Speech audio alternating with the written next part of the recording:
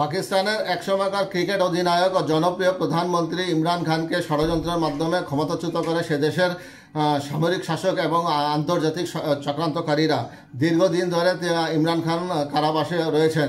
পরবর্তীতে ইমরান খান সাধারণ নির্বাচনে জয়ী হলেও কিন্তু নওয়াজ শরীফের দলকে বিজয়ী ঘোষণা করে পাকিস্তানের সামরিক জান্তারা।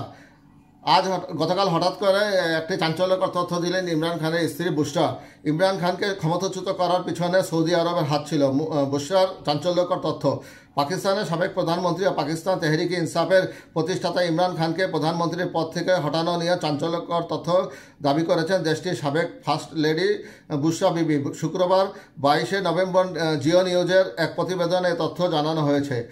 ইমরান খানের স্ত্রী এক ভিডিও বার্তায় দাবি করেছেন পিটিআই প্রতিষ্ঠাতা ইমরানকে প্রধানমন্ত্রীর পদ থেকে সরানোর পিছনে সৌদি আরবের ভূমিকা ছিল। 2022 সালে অনাস্থা ভোটের মাধ্যমে প্রধানমন্ত্রিত্ব হারান ইমরান খান।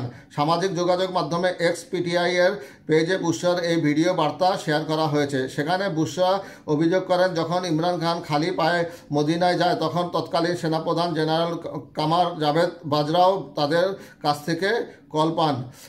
সৌদি কর্মকর্তাদের কথা উল্লেখ করে বুশরা দাবি করেছেন তারা ইমরান খানের পদক্ষেপ নিয়ে তাদের অসন্তুষ্টির কথা জানান। বুশরার দাবি, বাজওয়াকে সেই সময় জিজ্ঞেস করা হয় যে আপনি কাকে নিয়ে এসেছেন, এমন ব্যক্তিত্বের লোক আমরা পছন্দ করি না। বুশরার অভিযোগ, এরপর থেকে তারা আমাদের বিরুদ্ধে প্রচারণা চালু করে এবং ইমরান খানকে ইহুদির এজেন্ট বলা শুরু করে। এছাড়া গতকালের ভিডিও বার্তায় বুশরা ইমরান খানের ডাকা আগামী রোববারের ইসলামাবাদ আন্দোলনের পিটিআই সমর্থকদের আসার আহ্বান জানান। বুশরা বলেছেন, প্রত্যেকের উচিত 24শে নভেম্বরের বিক্ষোভে যোগ দেওয়া। কোনো শর্তেই আন্দোলনের এই তারিখ পরিবর্তন করা হবে না।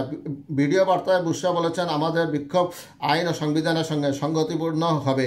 আইন অনুযায়ী শান্তিপূর্ণ প্রতিবাদ করতে কাউকে বাধা দেওয়া যাবে না। এদিকে ইমরান খানকে ক্ষমতাচ্যুত নিয়ে সৌদি আরবের বিভিন্ন অভিযোগ করায় বুশরা বিবির কড়া সমালোচনা করেছেন পাকিস্তান সরকারের কর্মকর্তারা। তারা বুশরার এমন বিবৃতিতে আত্মঘাতী হামলা হিসেবে উল্লেখ করেছেন। এই বিবৃতির ফলে পাকিস্তান ও সৌদি আরবের বন্ধুত্বপূর্ণ সম্পর্কে একটি প্রভাব পড়বে।